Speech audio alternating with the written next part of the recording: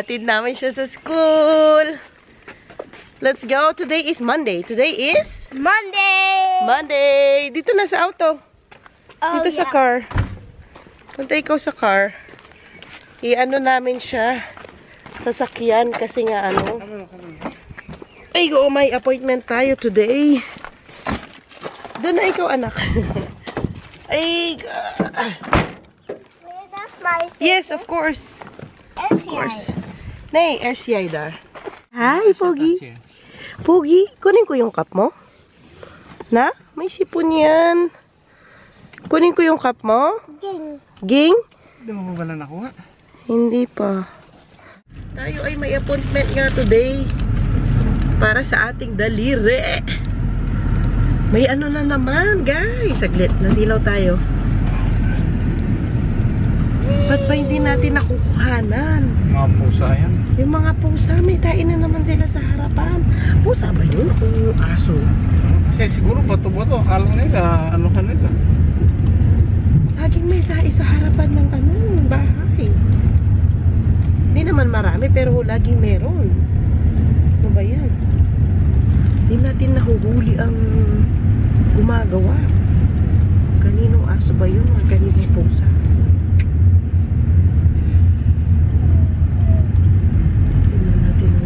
School niya. Bang sabi? Ako na maghatid. Ikaw na? Oo. Ay, go. Bye mo na si Daddy, anak. Let's go. Asan na ang ating Zoe? Let's go, anak. Bye-bye na kay Daddy and kay Kenneth. Bye, Daddy. Bye, Daddy. Bye, Ken. Nahatid na natin ang Zoe, guys. Dumudulas ang ano ko. Ang sandals. Kasi nga naglagay ako ng ano, konting petroleum. Doon ako sa likod kasi. Tapa ka na tayo? Hindi. Dumudulas ang ano ko. Doon ako sa likod. Naglagay kasi ako konting petroleum kasi super dry ng ano ko. Paa. Hala, tinanggal mo na ang ano mo, shoes mo. Akin na. Akin na. May ano nga tayo today. Napagod ako kay ate. Yeah. Thank you. Kain ikaw? Na? Kain ikaw? Huwag mo tanggalan yung ano mo. Sandals mo. Ayun nga, baka magsuka siya. Huwag na muna. Kumain na rin naman niya sa pwede. Konti lang. Oo. Nagatas din siya. Akin na yan. Halos naubos niya yung 180. Akin na ang sandals. Thank you po. Thank you. Saan ka punta? Sama ka kay mami, ha? Uy, suot mo itong kopya mo. Mainit. Suot mo to. Wow, so pogi. Ay, tinanggal. Suot mo dito kasi mainit. Suot mo na. Mainit. Suot. Suot. So, yan. Hi. Hi. Huwag tanggalin. Mainit. Ken. Ken, wag tanggalin, mainit. Lagay ni mami. Lagay mo na. Ay. Ay. Patingin. Patingin si mami. Yabang-yabang yan. Apa? Aba. Apa. To, kakagising lang yan. Oh, wag na tanggalin pa. Suot mo na ulit. Na? Okay. Etong ay, ang ganda ng ano guys, weather. Mainit-init today. Yung ano na yan, yung parang elevated area na yan, dike yan. Tapos sa kabila niya, yan na yung ano, dagat. Ang ganda guys, oh. Maaliwalas ang panahon today, which is very nice. Ano po yun? Ano po yun, Ken? Etong kopya? O, gusto mong tinapay? Okay, bigyan kitang tinapay. Gusto ng tinapay ng Kenneth. Tinapay is life kay Kenneth. Ay! Ano yun? Bread is life for Kenneth. Thank you. Thank you. Thank you. Kain na ikaw. Ay, yung kamay ko nakakalat. Naka-cover siya ulit, guys. Pa-therapy tayo today. Ano yan? Ang ganda, parang Farmville. Wala nga lang nakatanim. Puro ano lang, grass.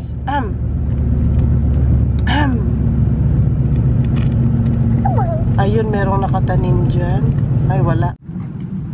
Doon tayo sa kabilang pinto. Pero kung kakargahin mo si Kenneth, hindi tayo malilate, Dad. Ang ganda talaga ng clinic nila dito, guys. Oh. Maganda ang ano nila, color combination ba? Huh? Ganda. Si Daddy pumunta muna ng toilet kasama si Kenneth. Nagugas sila ng kamay. Ganda din ng color, no? Yan, pwede ka magkapi-kapi dyan. Ito pala siya, hand and post therapy syndrome. Yan yung toilet nila. Tapos meron silang couch dito. Ganda. Maganda ang ano nila ba, yung vibe.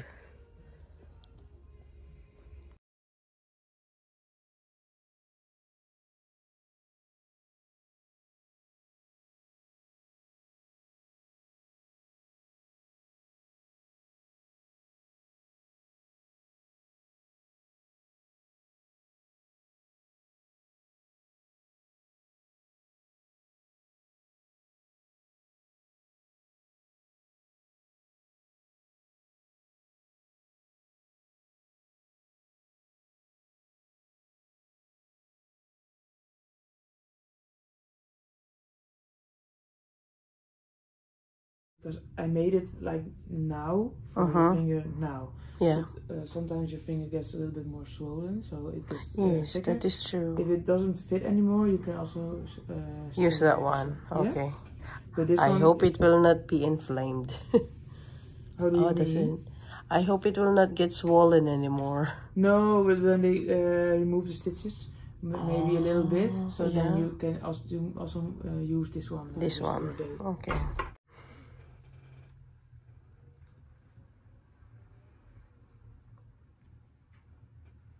Doesn't need to be.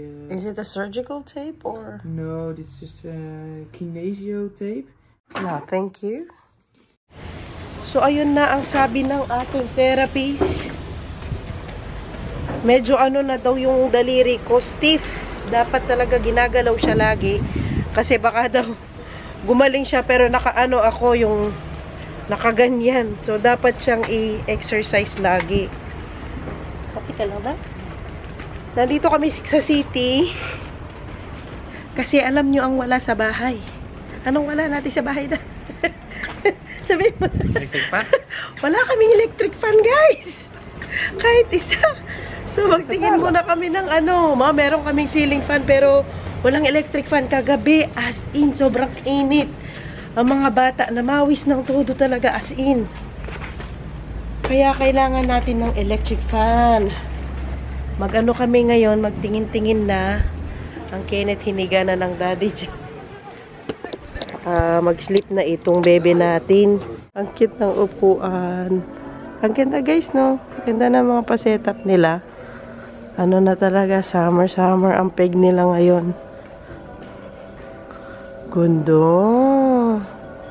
Pati itong pa-tulips. Oh, ang ganda. Niwan ako ni daddy kasi nag-vlog pa ako dito. Diba may pabanderitas pa sila. Fiestang fiesta talaga. Si daddy din niya nakita mga ito. Okay yan, easy yan linisin kasi ganunin mo lang. Blocker. Ito do, stand fan. O gusto mo yung ganito? Para sa kwarto ni Kenneth at kwarto ni Zoe. Ano yan ito? Air cooler. Air cooler. Diba? Air cooler. Ito sa floor lang. Mas okay yung ano, yung stand fan. Ayan, humidification. Mas okay yan? Ang cute din ng mga to. Oh. Di battery to? Ah, USB. Charge mo. Na. Maganda to. May humidifier na siya agad. Kaya lang tapos humidifier at ano siya. Air cooler lang. Wala siyang electric fan. Maganda din to, oh. Wooden tripod. Ito din. Parang hindi stable masyado. Nakakatakot sa mga bata. Sige, Dad. Pili. Pili. Kala ko ba matutulog na yan? Na? Atong. Atong na. Ba't nakala matutulog na? Ay, sus. Naghanap din ng electric fan niya. Dad, sa kwarto nila, Kenneth, ganyan na lang? O stand fan mas okay? Ano? Di maka-decide si Daddy, guys. Oo. Oo. Ang molds naman. Kasi pag may humidifier ba, ang ano. Kasi sa kwarto man lang. Ay! Na paano ka, be? Na paano yan? Matulog! Ano yan ang bigay? Oo. Diyan lang. Ikaw, upo, ikaw. Upo lang, upo. Nakabili tayo ng electric fan. Punta kami saglit ng Asian store. Nandito na rin kami sa city. Saglit nga, guys. Hindi ko maayos ang buhok ko. Iwan ko kayo dito.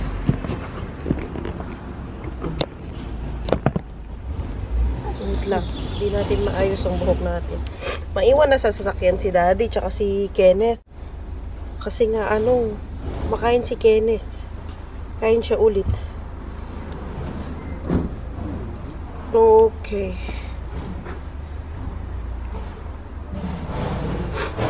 Okay na. Inayos pero di pa rin okay. Duman din kami ng groceryhan kanina. Kasi wala na mga saging ang mga bata. Nakabili na tayo ng electric fan. 2. Isa sa kwarto namin. Isa sa kwarto ni Kenneth. Bili ako ng pang kasi. Palabok. Kasi bukas pupunta tayo dun kila Inday. Gawa tayong palabok. Uy! Hi! Iwan ka dito kay Daddy, ha? Ha? Kain ikaw bread dyan. No? Si Ate Zoe naman, tinawagan ko ang daycare. Sabi ko sila na magsundo kasi hanggang 12 lang naman siya. Kaya lang, 2 pa yan sila punta doon sa daycare. Kaya lang kasi, 12 nga siya lalabas. Magto-12 na dito. Halos kakatapos lang namin sa groceryhan. Kaya, pinasundo ko na sa kanila. Doon na din siya magla-lunch. Ang ganda naman ng bulaklak na ito, guys. Oh.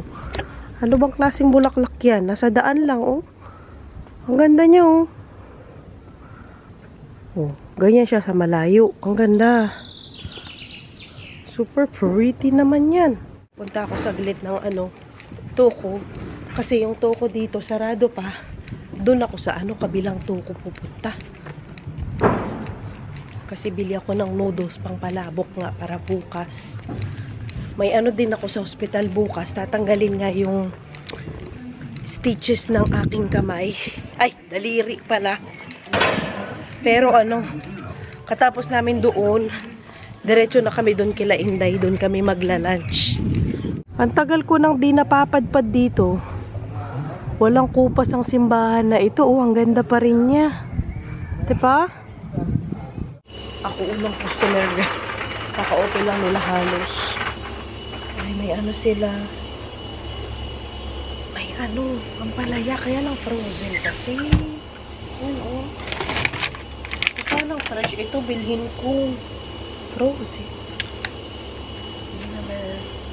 Nung last time kasi nag-try ako frozen, hindi masarap. Hindi ako nasarapan. Meron din sila jackfruit. Langka. At may pa, durian. Mga frozen goods. Ayan, oh. Kasama naman ako sa bahay. Gusto ko yung ampalaya, kaya lang frozen kasi. Punta ko dito pala para sa noodles. sa may noodles. Kasi minsan din, wala dun sa kabila. Kaya dito lang tayo magtingin ng noodles. Ayun. Pansit luglug naman ito. Hindi, ito lang. Ito din gamit ko kasi pang ano, palabok. Pili na ako ng marami kasi madalang lang kami mapadpad dito. 2025 pa. Bumili din ako ng ano, sayote, tsaka ano, sili. Tingnan natin. Kasi minsan, ano, yung ayaw ko lang dito, minsan, ano, expired na. Bili akong 4. Ayan, okay pa. 2025. May pansit canton din sila dito. Magkano ang pansit canton? Guys, 99 cents isa. Sabi mo na ang 1 euro ay 60 pesos. Ito, magkano siya nun? Sabi mo ng 1 euro, ito 60. Or 55. Sabi mo ng 50. 50 pesos. Kung i-convert mo, isang peraso ha. Yung maliit, hindi man siya big. Bawat isa, oh. 99 cents. Mahal. Medyo mahal ang pansit canton. Meron din silang ibang flavor dito, oh. Kumuha na ako ng noodles. Kumuha ako ng isang itong yung makapal. Yung pang palabok talaga. At kumuha ko lang yung pang pansit lang. Tingnan ko kung alin yung mas okay. Hindi ako kukuha ng pansit canton. Hanap din ako ng atsuete. Kasi gusto ko yan ng atsuete para sa palabok. Kailangan natin yan. Thai noodles. Kuha tayo nito. Puro noodles tayo for today's video.